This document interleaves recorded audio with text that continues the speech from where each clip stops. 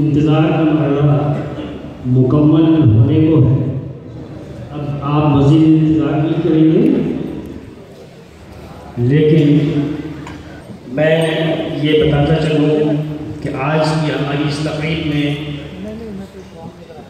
जिसकी सदारत मुफ्ती आज़म पाकिस्तान मुफ्ती मुनीबुर रहमान साहब कर रहे हैं, जबकि मेहमान ख़ुसूसी गवर्नर सिंध कामरान खान केसरी साहब किसी भी लम्हे तशरीफ़ लाने वाले हैं।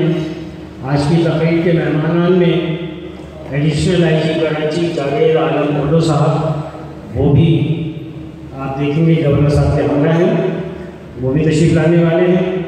मुराद सोनी साहब कम्युनिटी पुलिसिंग के चीफ हैं, तशरीफ़ रखते हैं, पंजाब में मौजूद हैं।